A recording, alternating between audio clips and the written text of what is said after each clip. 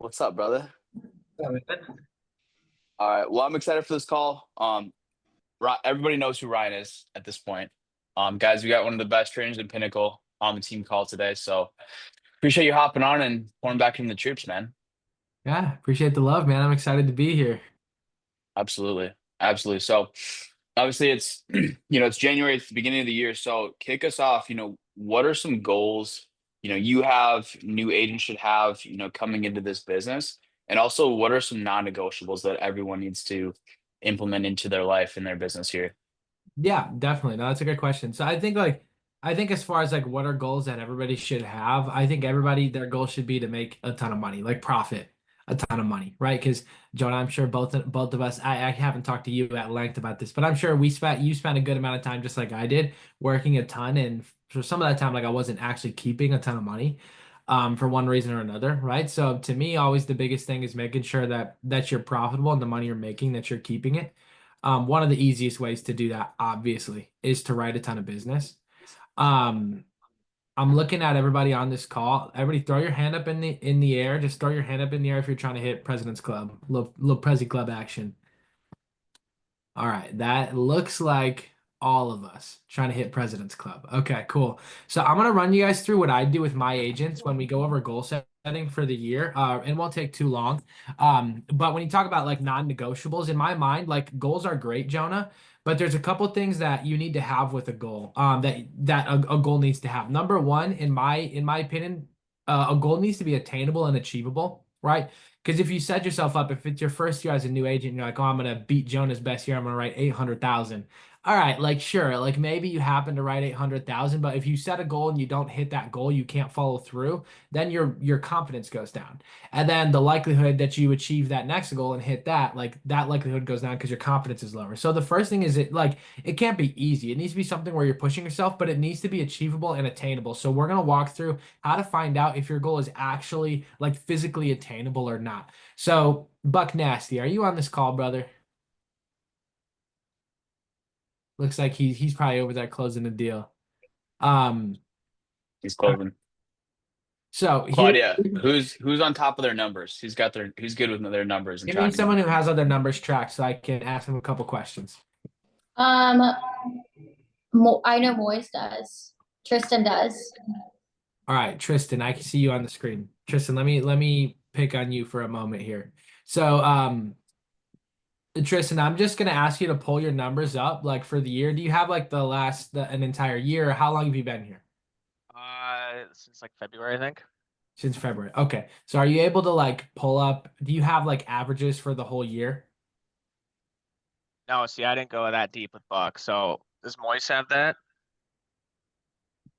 Anybody, or if somebody just has them for each week. I mean, I can use my own numbers. It's I easy. have I have Bucks. I have Bucks. Okay, All right, perfect. Claudia has Bucks. So let's look at Bucks, Claudia. Pull his up. Um, so here's what I do with my agents, guys. When we go over and they set a goal, what I do is I go back and I look at their numbers and I figure out what are you going to have to do to actually hit that goal? Because obviously a goal without a plan is a dream. And I'm sorry, Walt Disney, dreams don't come true, right? So you got to know what you're going to do to actually be able to hit that, what actions you need to input every single day. So, Claudia, do you like what numbers do you have for Buck, like averages? Like, do you have like his average, um, like how much he makes per sale or per appointment, per presentation? Do you have that kind of stuff? Yeah, average policy is 1200, All right. 950. What about per presentation? Do you have like how much he makes per presentation? I mean, I can do his submitted divided by his total presentations. All right, so here's what I do, guys. I take the total premium submitted and I like the last 3 months of data because that shows who you are. So I'll go back and I'll look at the last 3 months. Claudia, you can do whatever's easiest for you. If you want to go to a year or whatever's easy. I So have, I have the whole year. all right, total year. How much did he submit for the year? Actually, this is like going in. This is actually from last September, but still. Right, from last September. That's okay. Submitted 145,140. Total. Yeah. Since that's in like 4 months or since last September, is that the End of September. So October, November, December. Sweet. Yeah. And how many total like presentations did he give? 188. All right, 188. So what I'll do is I'll figure out he wrote 145,000 on 188 presentations. So I'll take that. I'll take 145,000 divided by 188 to figure out how much he makes per presentation. And you get $771 that he makes per presentation, whether or not he sells it. That's a presentation, not a close, right, Claudia? Yeah, Okay, so that's I per realize I'm presentation. looking at it wrong, the old one, but I think it still works. Well, that's okay. Either way, as long as you have some numbers. Yeah. So he's making $771 per presentation. So if I ask him, hey, what's your goal? And he says, hey, my goal is 500,000. Okay, it's really easy to figure out what he needs to do. So I'll take that 500,000 divided by how much he makes per presentation divided by 771. So he needs to run 648 appointments or give 648 presentations over the course of the year.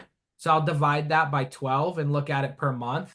So he needs to give 54 presentations a month or basically 13 a week. And it's 13.5. So 14 presentations a week.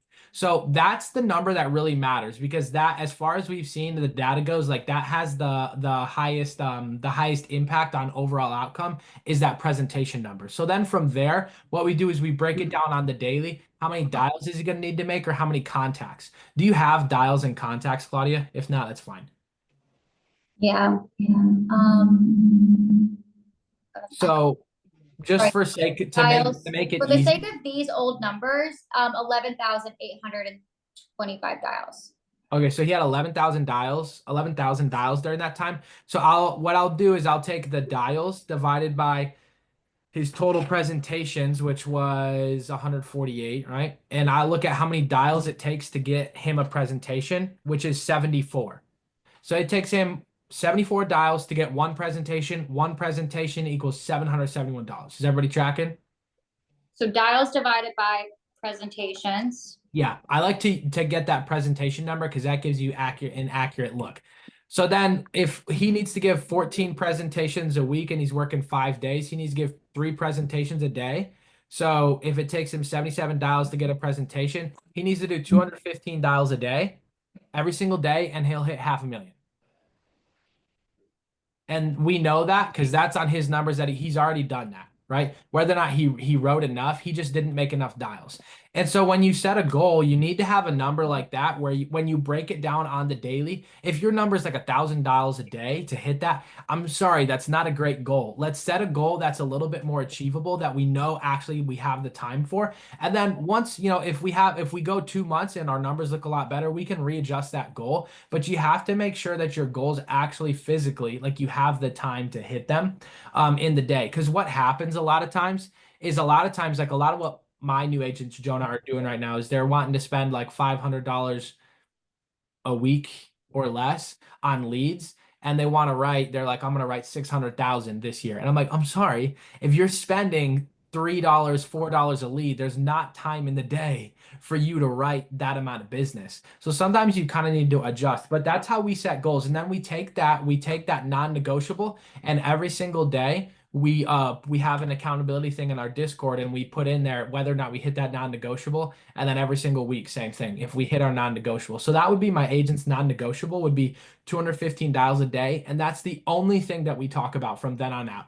I don't ask about presentations because those will come. I don't ask about premium submitted because results are a product of the correct input in the first place. So when setting goals, like it needs to be attainable and you need to know what you need to do each day to be able to hit that. And you actually have to have the time physically to hit that. A lot of that factors in if you're spending more per lead, your dials might go down.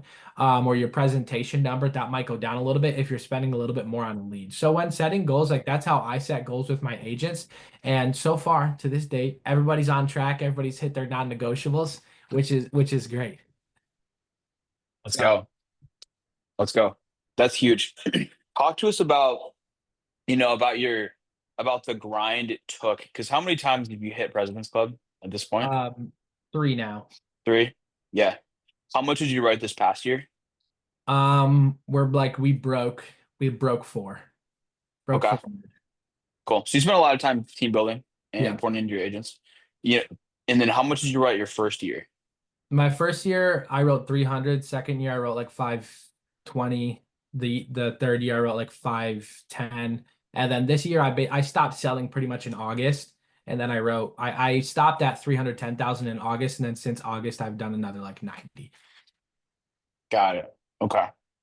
If fair to assume that you had to work a lot harder to write that 300 your first year than the 500 the Oh second yeah. year. Oh yeah, a ton harder. So talk to us about that because I think some agents is like the longevity of this business and having the right mindset coming in and being and staying consistent long term. Yeah, definitely. I think that the biggest, like the biggest area that that consistency affects you, Jonah. I think the consistency, like, yeah, of course, like you get better. Everybody understands that. Like your closing ratio is going to go up a little bit, and everything. But I think the biggest area where it affects you, I think as a new agent, like, for me, when I had a bad day.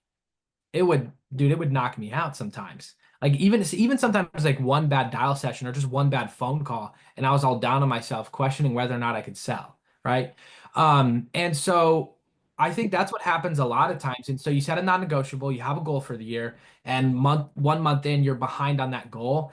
And then all of a sudden we're like questioning whether or not we can even hit the goal in the first place, which is a problem. But what being consistent does, Jonah, being consistent allows you to have some room between you and freaking out to where when you've been consistent for a super long time, like I haven't like consistently dialed in like since August. How many months is that? 7 months. Yet I'm getting like deposits from business I wrote last year, almost $3,000 a week on residual income from business I've written in the past. That's not overrides or anything. Um, so like 12 grand a month from business I've written before, which is nuts. And so like if I was selling and I was sucking, it wouldn't really matter. I've got this huge buffer built up because I've been consistent for so long. And so that's kind of what happens. To me, that's the biggest thing because the most important asset that every single one of us has is like right here. Like it's your mind, it's your brain, it's your focus, it's your attitude and your mentality. And if that weapon is not sharp and that's not protected, then it's really hard to go an entire year and actually hit President's Club. But when you're consistent, what happens is like, at the beginning, one chargeback will hurt a ton. Two chargebacks is killer, right? At the beginning, if you have a bad week, it sucks. But like now, dude, I could have like 4 bad months in a row and it wouldn't affect my mentality or my mindset because I've been so consistent for so long that I know that it's gonna come back and I know what it's gonna do. That to me is the biggest thing that being consistent and staying consistent does is it makes sure you're able to develop like a rock solid mindset and mentality. And again, your focus is the most important at like the most important asset that you have. Like it will make you the most money is your focus. And if it's drawn in 15 different directions and you're freaking out about this and that and all this personal stuff and this chargeback that hit, like, don't get me wrong, I still have just as much and honestly way more financially. I have way more stuff that comes my way and hits me. Like if I was dealing with the stuff year one that I'm dealing with now, like finances wise, bro, I'd be dead. So it's not like there's less going on. There's actually a lot more going on. But because I've been consistent and built my mindset up to where dude, it doesn't affect me. It doesn't bother me. That's the biggest thing because that allows you to be consistent and sustainable over the course of like 1, 2, 3 years and actually have the mental fortitude to be able to keep making it happen, if that makes sense. Yeah, 100%. I couldn't agree more. What allowed you? Because I remember it's so cool to see because we knew each other when when we both started roughly Right. around the same time. So like Yeah. we were both those brand new agents to seeing what you've Yeah. developed into now. What allowed you to stay consistent? Just simply remove the emotion from it. Yeah, for me, I mean, I think two things. Number one, I just hated mediocrity. Dude, the thought of going back and making and my long-term potential being making like 60 or 70,000 a year after I made like 15 grand my first month profit was like it made me sick. Dude, there was like no way I was gonna go and have to ask to go on lunch or ask to take vacation. I think that that was one of the biggest things. The fact that, dude, if I don't do this, if I don't make this happen, I'm just gonna go live an average life, and average gets you perpetually in debt, barely enough money to pay all your bills. Hopefully you can afford to get a house, have to pay attention to the prices of gas and think about whether or not go to eat. Like all that stuff just made me sick. So I think that that was one of the big things for me. And then the other aspect of being able to take the emotions out of it was tracking my numbers and just understanding what actually happens when I do work, right? So if you don't understand, when I put this input, this is the outcome that I will have. If you don't know, every time I make a dial, this is how much money I make, or every time I contact somebody, this is how much money I make, you're going to be really emotional because things are just happening and you're not paying attention to what's happening. There's no rhyme or reason to it. But as soon as I started tracking my numbers, Jonah, and understanding, dude, every time I dial, I make $27.20 or $25.27 or something like that. It's right around there. Every time I talk to somebody, I make $388. Bro, it doesn't matter like what happens, who says what, who tells me to F off, or who talks bad about my mom. Like, I don't care. Talk bad about my mom all you want. She's a wonderful lady, but a contact for me is worth almost $200. So every time I contact somebody, it's $200. Like, I don't care what you say. And it really helps remove the emotions. That's why I look at it as how much money you make per presentation and not per sale. And that's why I look at it as, okay, here's how many dials it takes to get a presentation, because you always need to be tracking the input and thinking about the input, not the outcome. The proper results are just a product of the proper input in the first place. A lot of times we pay attention to that lagging indicator, which is sales, premium submitted, deposits. We pay attention to the lagging indicator when it's the leading indicator that we need to be looking at. And that's always what are you putting in? And that's what tracking my numbers like allowed me to actually really understand. Once I fell in love with tracking my numbers, I started to fall in love with the process. And once you're in love with the process and you just do it because it's easy and you're just in love with it and you know what's going to happen, it's when you don't doubt what the outcome will be. That's when you start to be able to be consistent. It's when you know, hey, when I dial, this is what happens. If I sit down and I book 20 appointments, this is what's going to happen. It's really easy when you know, if you wake up in the morning and whatever, whatever happened, maybe had a personal tragedy, 10 grand in chargebacks. I woke up one morning to almost six figures in debt from a previous business venture. And luckily, I had my numbers tracked and I knew exactly. I kid you not, that morning I sat down and I looked at how many extra dials I would need to make every day to be done with that by the end of the year, which was 8 months. And what did I do? I just made that amount of extra dials every single day. And by the end of that 8 months in that year, I was done paying that back. Like it was over. And it was really easy. It's not emotional. It's just now I know what else I need to do. So that to me are the two biggest things. It's like for me was the fear of being mediocre and then tracking the numbers and understanding what I when I put a certain action in, what will be the outcome. 100%. I love that. What are some of the what are the expectations and the non-negotiables you're setting for agents within their first 90 days? Yeah. I mean, I want my agents to be at 20K after 90 days, 20K a month. I think if you don't do 10K in your first month, you're not working or you have a severe lack of skill and you just need to work on that, right? Which not everybody's going to do 10K their first month, but I think it's very achievable, very attainable. So Yes. we have a formula that we work off of, where like 4 dials equals 1%. An appointment booked equals 5% of a day. A presentation equals 10%, and a close equals 10%. So what we do is we hit our agents hit 500% plus every single week. That's a full week. I don't care where the percentages come from. If you want to work Sunday morning, if you want to buy Hawaii leads and work at midnight, I really couldn't care less as long as you're at 500% plus. And so that's the non-negotiable that I'm holding new agents to. And if like an agent won't hit 100% and they call me and they let's say it's been 3 days in a row and they haven't hit 100%, they don't get any time with me. Zero, none. I don't answer questions. The first thing I do is look at your numbers. If you're at less than 100% every single day, my answer is Jonah. I would love to help you. I cannot help you because you're not putting in the activity that it's going to take anyway. So even if I give you some tips, it's not going to help that much. So that's where a lot of agents go wrong is they want to get the skill in place first and then well, they don't even want to get the volume in place, let's be honest. But their mindset is, well, I need to get better and then I can write more business. But it's actually the opposite that's true. So let's say, Jonah, you're giving like 5 presentations a week, and I give you some tips that increases your closing ratio by 10%. And right now you're closing one a week, 1 out of 5. And you're like, hey, I want to close more. And so you're closing at 20%. And I give you some tips, and your closing ratio goes up by 10%. Okay.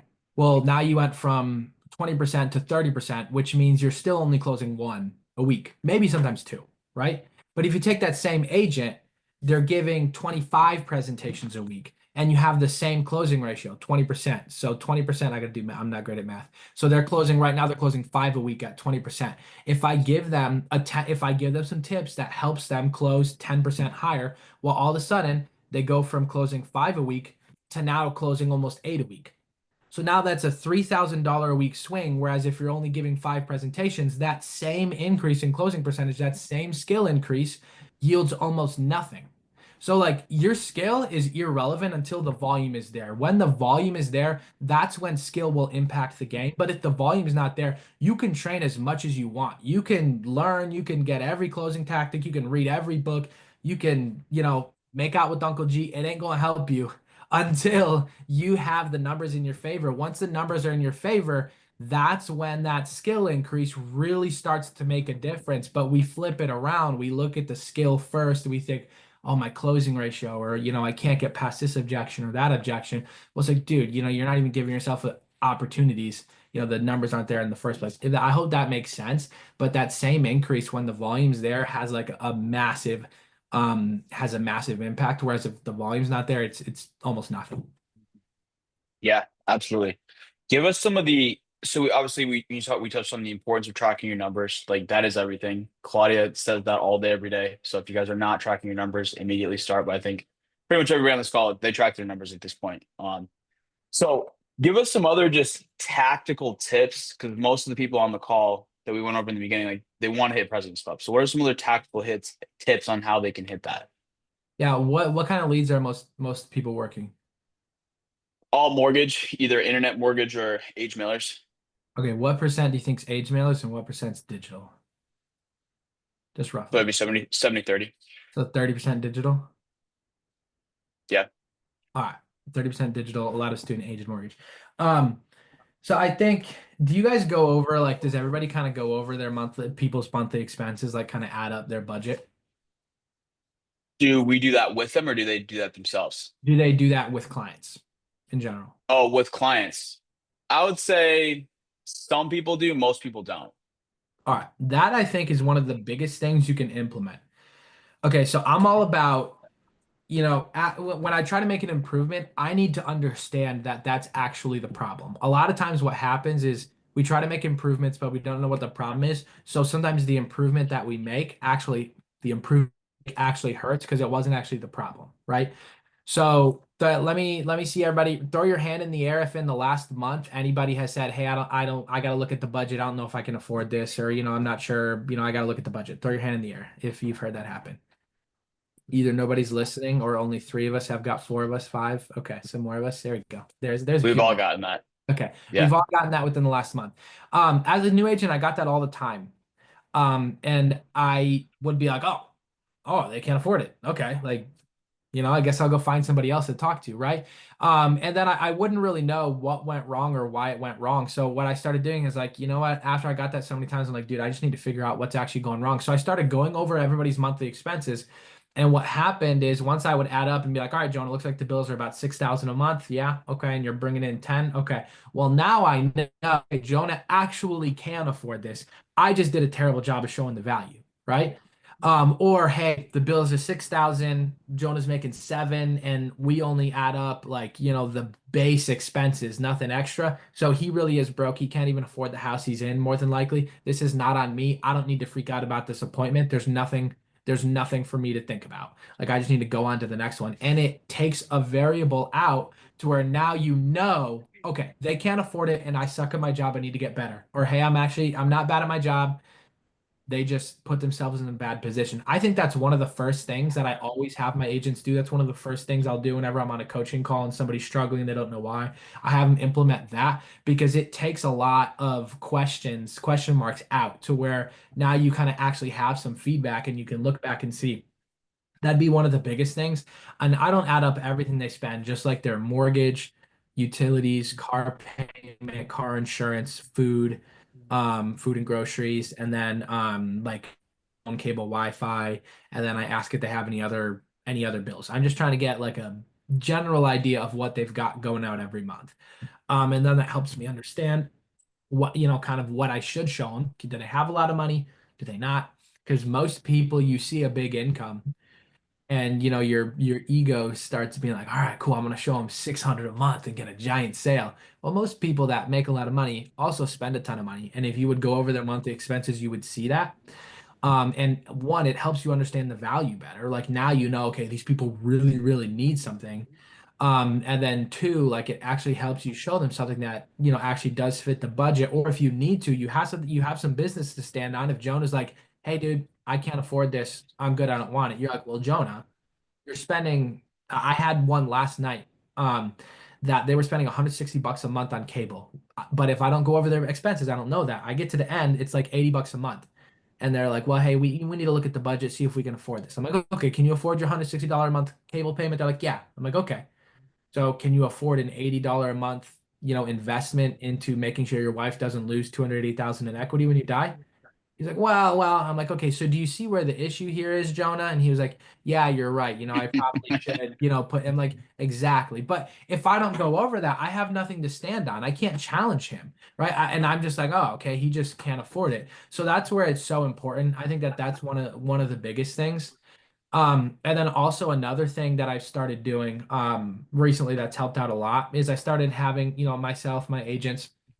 Um, and it's something that we kind of already do. I just feel like there's not a lot of people who like focus on it. So when you're doing the why building and you're asking questions, like look for what we call like powerful language, which is anything that's any language, any emotional language or language that's tied, anything that they say that's tied to their desired state. So like if they want to cover the mortgage for their kids, you're looking for any language that has to do with covering the mortgage for their kids when they die. So first of all, your job is to draw that out and identify it. Once you have that powerful language and they say, yeah, I really want to make sure, Jonah, that if something happens, the home's paid off for my kids. I'll ask some further questions about why, okay, gotcha, makes sense. Do you know anyone who's died when they had a mortgage? I'll ask that to everybody, and just try to get some more powerful language from them. And then once I'm kind of done with that why building, I take everything and I repeat it back to them. So I'm like, all right, Jonah, so it sounds like when you were a kid, your family went through something similar and it wrecked it. I've had a lot of people where their parents passed away and it caused all kinds of problems in the family, trying to figure out who's going to pay the mortgage, who's going to do this, who's going to do that.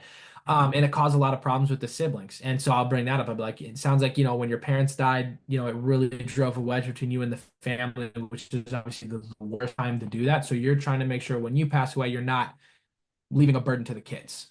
And they're like, yes. And then what I'll do is I'll like label that and tie it down. I'll be like, okay, makes sense. So if we find something that fits the budget and takes care of your kids the way you want it to, is there any reason you wouldn't want to submit a request? And I'm getting them to commit to putting the coverage in place before I ever even show options or talk about the coverage or anything. And then I make sure when I'm going over how the coverage is going to work, that I'm incorporating their powerful language into that. So I'm looking for any opportunity to take what they said and just weave that into when I'm talking about how the coverage physically is going to pay out. Because what a lot of us do is we're like, I don't know if you guys are like me. What I did very often, and what a lot of my agents do is we say it'll pay off the home if you die. It always pays out 200,000 no matter what. It has these living benefits. It pays out for critical illness, chronic illness, terminal illness, and we're just fact, fact, fact, fact, fact, fact, fact. But nobody cares about Yep. right? Like, sure, it's going to pay out if I get sick, but what's the benefit for the client? Like, what's that going to do for the client? So, what you're trying to do is you identify, you pull out, draw out that powerful language, repeat it back to them, tie that down, and then bring that powerful language back up when you're going over the things about the policy that tie into their powerful language. And then what happens is they start to associate the product with that emotion they were feeling when they filled out the form or that you were talking about before. So a lot of times what happens is we do emotion and then we go over the logic of why it makes sense for them and then we try to close. But people only have memory, like you only remember things that are tied to a specific emotion. That's why, like, as a child, like you only remember certain things, like, and you'll remember more, you remember like emotions that you felt rather than like what actually happened. So we got to do the same thing. We need to tie emotions to the product, and that's what'll help them buy. So when you bridge that gap and you get their emotions, and then when you're talking about how the product will help, take their emotions, tie them together, they'll be a lot more likely to buy because they feel like, okay, this is tied to my emotions. This will solve that issue that I'm looking for it to solve. But I think what a lot of us do is we just list 30 facts in a row about the policy and think that it makes sense to the client when it, maybe it makes sense to us, but it's so important to tie that emotion and that powerful language back in, when you're talking about how the products will work, if that makes sense. Absolutely. Then that's so important. I'm glad you touched on that because building the why is the most important point throughout the entire presentation process. So is there anything else you're doing throughout the presentation to more effectively build the why and bring out the emotion? Yeah, definitely. I mean, if you're talking about it's a lot easier on a digital lead than it is on a second chance lead on like a mortgage mailer.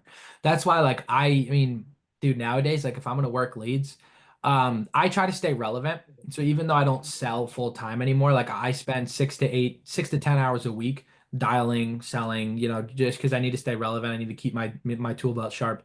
And so this week I made it my mission to dial like two-year-old mortgage 2-year-old mortgage mailers. And this is after dialing digital leads for a while. And I was like, man, I was like, these people really, they're just not interested when you call them. Like they just don't, they're just not like super interested in the coverage. And if you know the approach and stuff, like I sold one last night. So as long as you know the approach, it's good.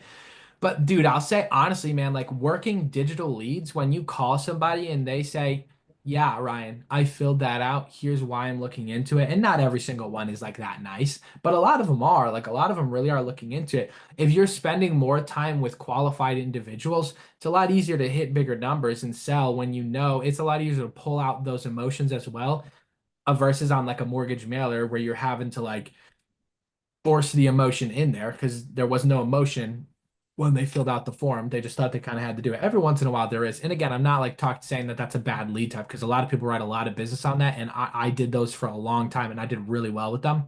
But I think that that's one of the big things in like pulling out the why.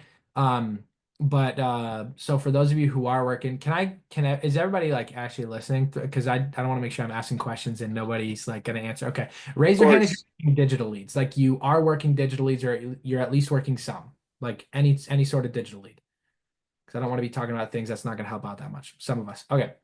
So like on a digital lead, I'm always asking like, how long have you guys been looking into this type of coverage? Every single time.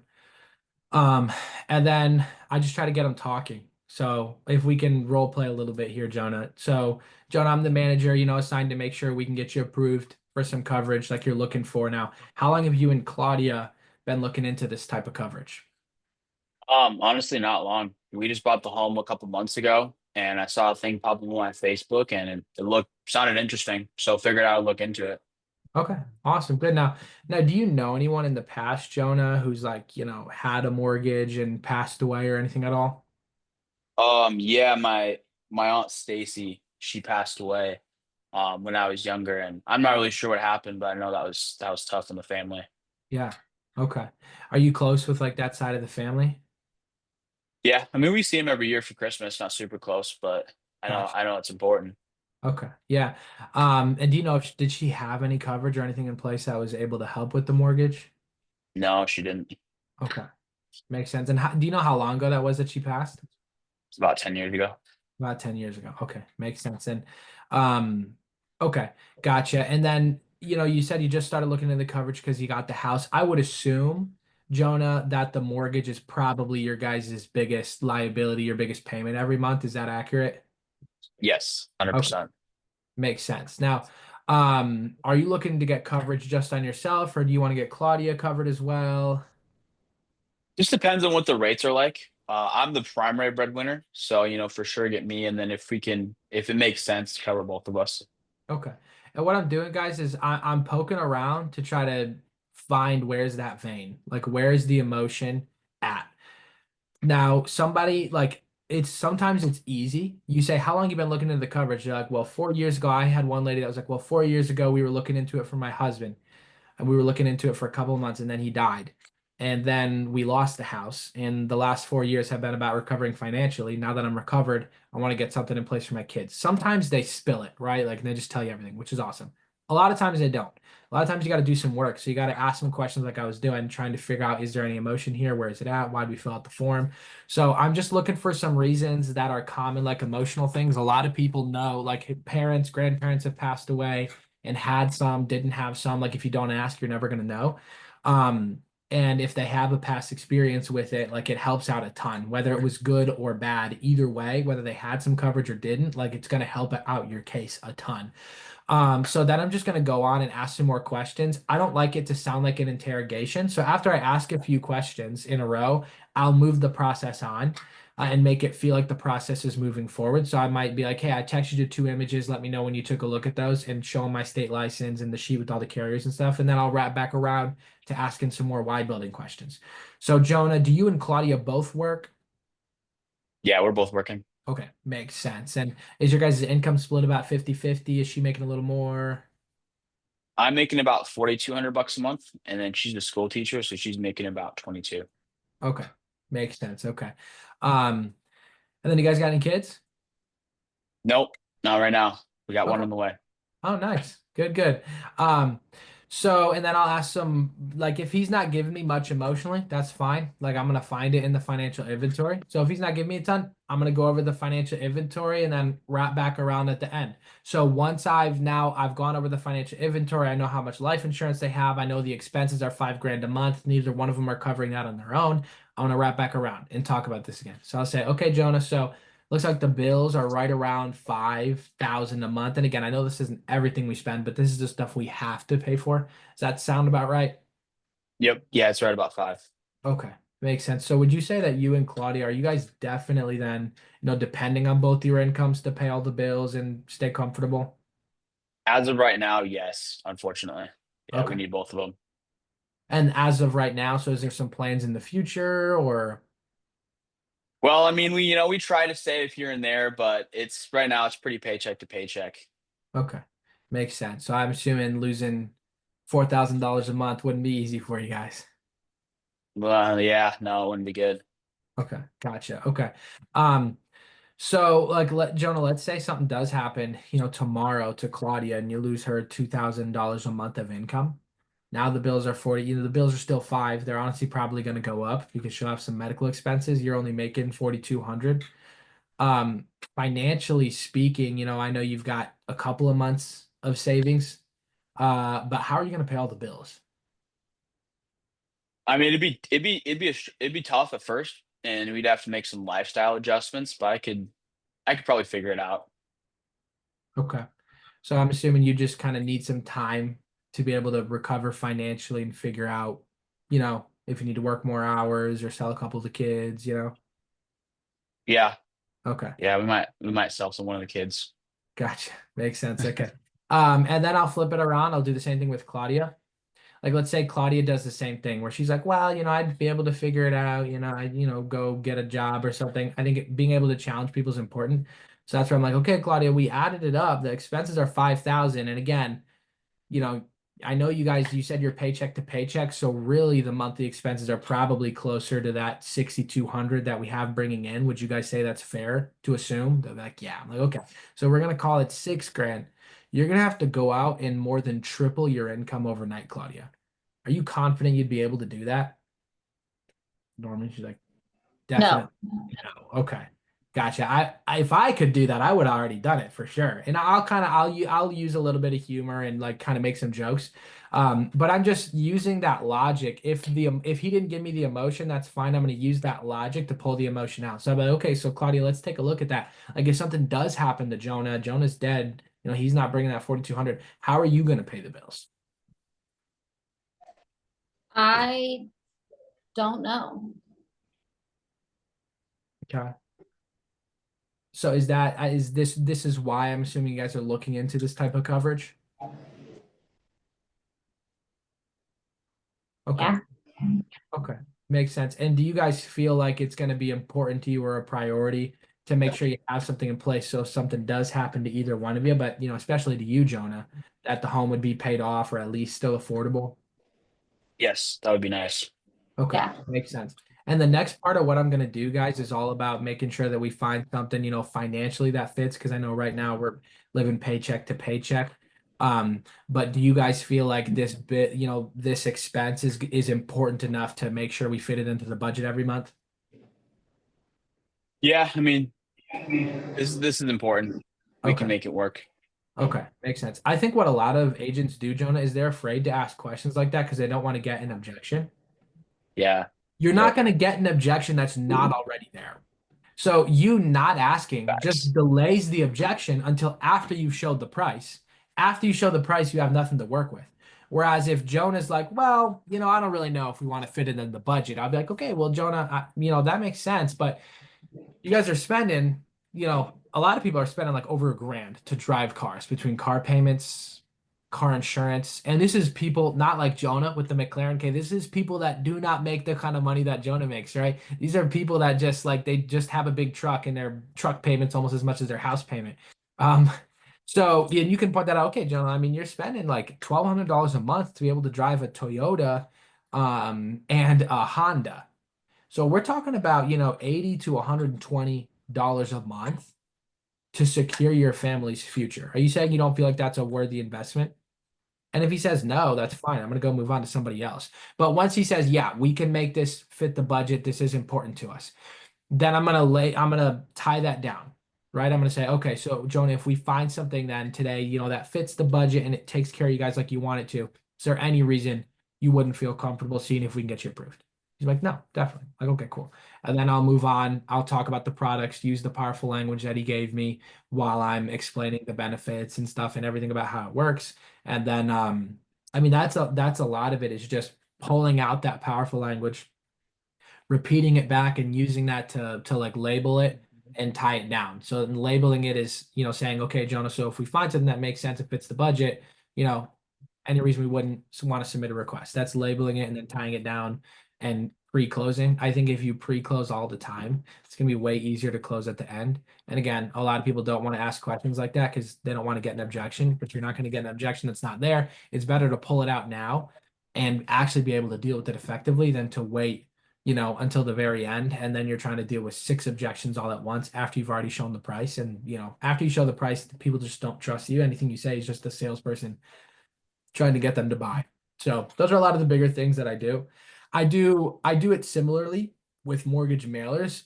It's a little bit less emotional asking, why are you looking into this? How long have you been looking into it? And more like after the financial inventory, using more of the logic of what we discovered during the financial inventory to point out that they do need something.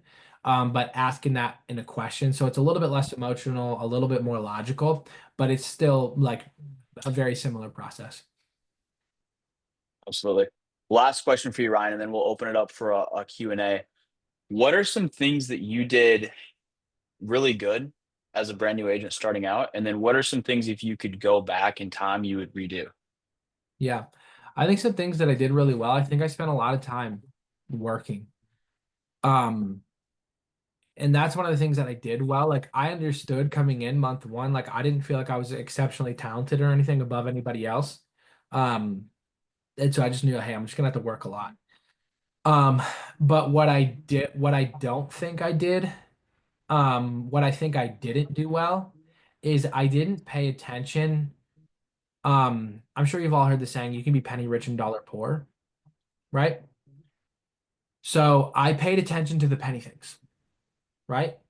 I paid attention and I focused a lot on things that really didn't have a big impact on my income and on the outcome of the business, as opposed to paying attention to like those dollar things, right? If you can pick up 100 pennies, and that's the same thing as picking up a dollar. And after you pick up 100 pennies, you're probably gonna have a backache, right? Because that's a ton of extra work. So what I didn't do well, Jonah, is I paid a lot of attention to things that really had a very low impact in my success, a lot of like minute details about different types of products and when this one will pay out and this one has this smoking advantage and this one doesn't and blah blah blah blah blah, like all these things that you're going to use 1 out of 1,000 people that you talk to. And I wanted to know everything. I wanted to know everything, but I didn't understand that, like, dude, if I pay attention to my numbers, the numbers will tell me what impacts things. Now, when I look back, I can say what are the most powerful things that if today I'm like 100 grand in the hole, you say, Ryan, you need to make $100,000 by, the end of the month, or we're killing Anna, we're holding her hostage. I'm like, all right, I'm not tripping. I'm gonna go look back at my numbers, figure out exactly how many dials I need to make, because I know, and then I'll know, okay, here's the three biggest things I need to focus on because these were the biggest indicators in how much business I wrote.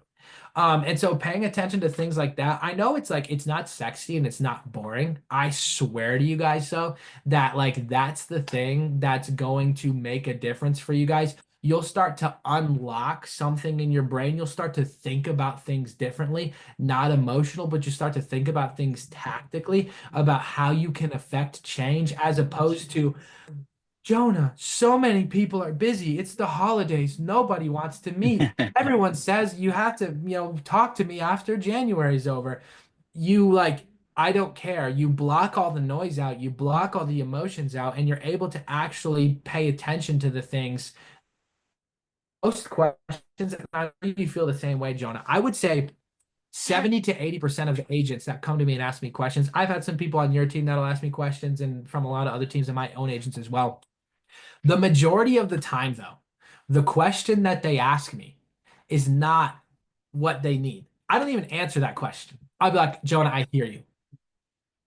Let's look at the numbers and let's see what we actually need to work on. And we look at their numbers. We sit down and we don't even talk about what they asked about. Sometimes we do, if it actually matters. If it doesn't matter, we're not talking about it.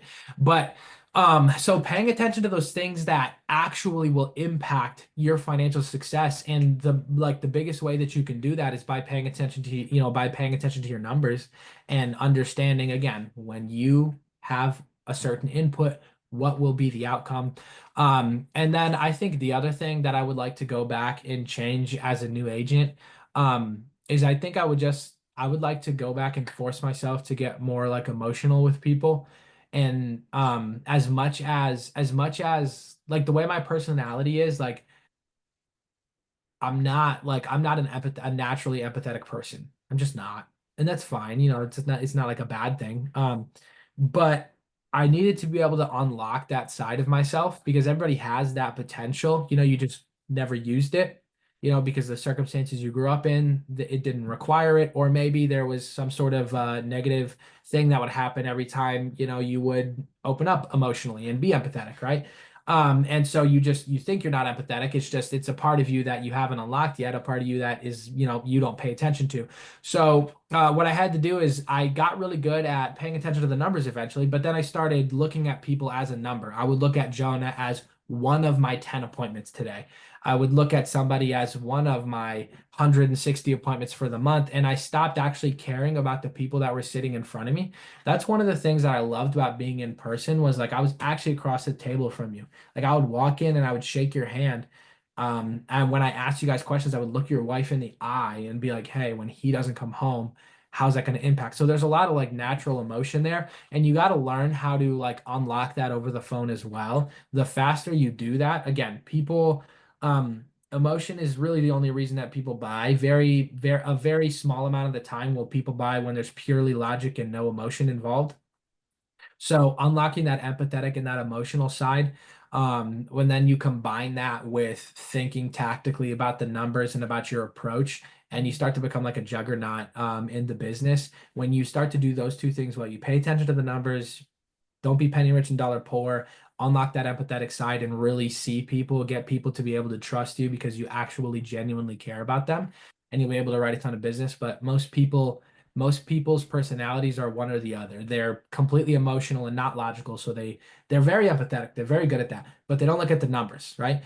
And then there's people that are the other way around. They're very good at looking at the numbers, thinking tactically, but they're not empathetic. So they struggle to be able to connect with people. So you kind of got to learn whatever you're not good at. And some people are okay at both, but not good at either. Whatever you're not good at, you got to develop that side of yourself.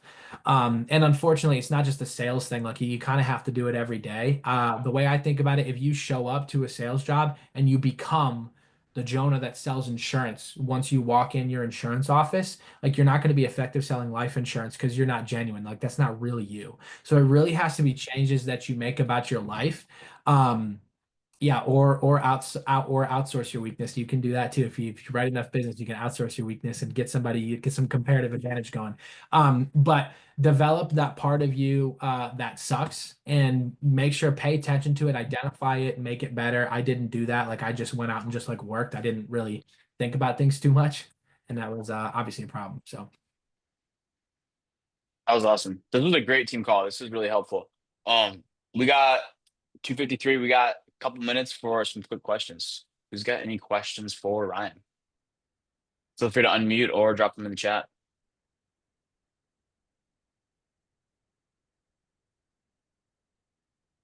Oh, we did such a good job today, and nobody has any questions. We covered everything. And we also got an office full of agents too at our lock-in here. So if you guys have any questions, feel free to got type one. it in the iPad. I got one. Fuck So that. what was your hold on, can you mute it for me? Yeah, sorry, my guys are in here. What was your transition like going from like being a like partial like a full-time writer to like partial writing, partial recruiting, and then just going into like more so full-time recruiting? Like what was the timeline? What were the steps? How did you decide, or I guess know financially like when that was able to be done? That's a really good question. I don't think I was completely ready to do it when I did it, but that's why I did it. Um, I knew that I needed to step out of the field if I wanted to grow my agency. But it scared me, which is how I knew that I needed to do it. And you don't want to make a completely stupid decision. Like I had agents, like I have good agents, I have the ability to recruit. I was just what I was essentially was doing is I was just leaning on my personal production, um, and not like forcing myself to get uncomfortable. So I think you kind of know when you're there, like your gut will know when you need to do something. And there's a difference between knowing something's a stupid decision and having one or two agents and deciding, all right, I'm gonna just start recruiting, and you have no money in the bank. And then obviously there's a difference between like, okay, like I've written a good bit of business, I have X amount coming in residuals and back ends a month, I can make it happen. But I think a couple key things there is I don't think you have to like there's a transition period. I think you can do both at the same time. You just have to be really structured. So what I would do is like I had an agent that texted me. I'll read you this question that they texted me this morning. Got to make sure I'm muted on my dials so I don't expose them. All right, cool. So he asked me this question. He asked me three questions this morning. He's like, do you ever do Facebook leads or mail in for people geographically around you? How soon do you start adding people into your team? Does the process for you become second nature where you have to think too much about it where you don't have to think too much about it when running an appointment? He texted me that at 8:03 a.m. during prime dial time, right? And so I told him, I was like, hey, those are great questions. We're going to answer them when the contact rate is not the absolute best part of the day. So at 11:30, right before we go to lunch, like let's get together on Zoom, and let's answer some of these questions. And just by making sure agents respect my dial time, like my agents know what my dialing hours are, and they know not to ask me dumb questions. This guy's brand new; it's his second day, so he gets passed. But they know not to ask me dumb questions that don't pertain to the next dial. If the question that they're asking me will help them get a sale on their next call, I will answer it. If it will not, I will not answer it until after 11 a.m. When I'm done dialing, I've made my money. I'm good. I got my activity in, and now I can focus on them. So being really rigid and making sure your agents understand what's truly important right now. And first of all, it'll help them out. But then when they respect your time, and you respect their time, it really creates like a strong environment and a level of trust between you and your agents when you're able to be respectful with their time and everything. That's one of the biggest things that I would say, Buck, is just like have dedicated dialing hours and you don't do anything but dial during these hours, your agents know not to mess with you, and then you'll get back to everything later on during the day. And then when I completely stepped out of the field, I had close to enough money. I knew what I had coming in from overrides, generally overrides and back ends a month, and I knew it would at least cover most of my expenses. And I just needed to bring some more people in. So that was kind of it for me. I knew how much I had coming in from not selling. And for me, the reason that I stepped out was because I was still spending like 10 or 12 grand a month on leads, but I was just so busy. I only had the time to write like 20K a month. I had like 8 or 10 hours to like run appointments and stuff, and I could only write like 20K a month in that amount of time. So I was not making any money writing 20K because of what I was spending on leads. Like it ended up I just wasn't making money. I wasn't losing money. But if I'm spending time doing something and not making money, I am losing money because that time I could put elsewhere. So I was like, okay, let me take this time that I'm not making any money on, cut out the lead spend, and just put it towards building, growing, training. And now I'm, more profit, close to as profitable as I was when I was writing 50K a month. Let's go. Who's next? Moise, I think you had your hand up next. Hey Ryan, can you hear me? Yes, sir. Gotcha. So Ryan, my question is that, I mean, of course, we've all heard about those 20 hours of dialing and being able to do actually 500,000 a year. When you were actually not doing that initially, or you were dialing aged, what exactly did your schedule look like at that particular time, to be exact? And what time exactly did you make that switch to be able to just, be able to spend 2,000, 2,500 a week and just cut back on your dial time? Yeah, it was about 6 months in when I made this switch. So what I was doing for the first 6 months, I would spend a little bit of money on like instant internet or old internet leads, which is so old talking about those. But Jonah and Claudia, I know you guys remember those instant internet leads that we had. I was dialing like half of those and half like fresh mortgage. And I wasn't great at either. And I would do the instant internet leads because it gave me something to do when I didn't have fresh leads to dial. So after like 6 months of doing that, I was like, dude, I'm just buying these instant internet leads so I feel like I'm working. It's not that like I'm making a ton of money on them or I'm super successful. I'm just buying them so I have somebody to call. Like it's not a good reason to buy leads just so you have people to call. So I was like, dude, let me just, and I wasn't doing a great job at either. I was like, let me just focus on the fresh mortgage and nail that process down and get elite at it. To me, you can add in wrinkles once you no longer have to think about your process, once you no longer have to like it, once it doesn't take any of your brain power to accomplish something, then you can add some other things in. But until you're like elite at what you're currently doing, don't add a bunch of extra stuff in there. So that's what I would say for me. It was about 6 months in, and then schedule was, dude, at that time, bro, I was just trying to make it work. I was dialing from like 8 to 8. And I'm not gonna trip and act like I had some insane schedule. I knew that, I needed to be dialing between like 7 a.m. and 11 or 12 a.m. and then 4 a.m. to 8 or 9 p.m. Those were the best contact hours of the day. So any administrative stuff I would just do in the afternoon. But other than that, bro, I was just working. I was grinding, man, all day, every day, 6 days a week. Palante, if you're Thank you, on man. here, bro, I'm Appreciate happy it. to answer your question. Awesome. And I think Ryan, did you get your questions? Mr. Koske. This is So- one of my favorite guys, so I'm more than happy to stay on with you, brother. Just an incredible name this guy has. Absolutely.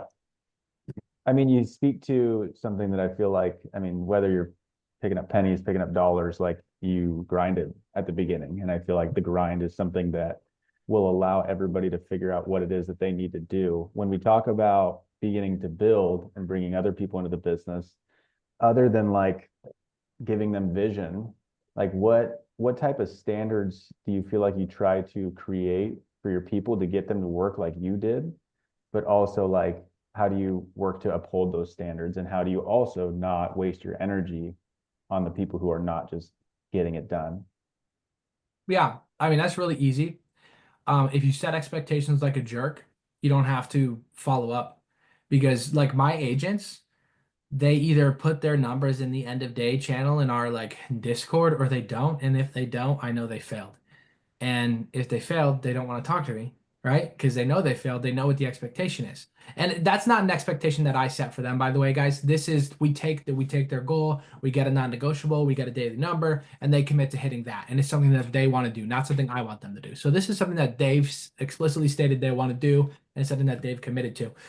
So if you set the expectations like a jerk, it's really easy to do that part of it. To where it's like, hey man, we didn't hit our goal. Why didn't we hit our goal? What happened? What didn't happen? Okay. What are we gonna do tomorrow to make sure we hit our goal? And that part's really easy. But also just make sure like you're bringing the right people in. Like don't bring people in that you're not gonna want to work with. If somebody pisses you off, if you have a friend that you can barely stand hanging out with, bro, don't bring him into the business. Like don't just bring in bodies just to have bodies, dude. You're gonna spend so much time with people who make you upset that your attention, your energy is going to people that are draining your like your mental fortitude, and you're not going to give the time to the people who actually will work. So learn how to identify the people you'll want to work with, and then set hard expectations at the beginning. Hey man, I give them the percentage. I'm like, you have to hit 100% plus every day. At the first 60 to 90 days, you're going to probably need to be working 10, 12 hours a day, 6 days a week to make it happen, and then we can kind of scale back. I set expectations of like when you should be profitable. I make sure I tell them like, hey, just because somebody writes 50K a month does not mean they make 50K a month, because I don't want agents thinking, hey, if I write 20K, I make 20K, right? Because then they just try to write 10K and then they're not going to make any money because they think if I write 10K, I'll make 10K. So setting the proper expectations helps out a ton. If you set the proper expectations, it's easy to follow through and hold people accountable. But then you have to make sure you're following through with the accountability portion of it and make sure that you're following up with people, you're putting the time in on that aspect. So bring in the people you want to work with, set expectations like a jerk, and make sure you have a process where it's easy to keep people accountable and it doesn't necessarily take you 20 hours a week to text every single agent and say, hey, put your numbers in the chat, where you have to, to like develop a process where it doesn't take a lot of time from you, but you're still, creating that accountability with agents. Beautiful. Absolutely. Those are good questions. Ryan, thank you for hopping on here today, pouring in the troops. Let's make it a blessed week, guys. Talk to y'all later. Get after it.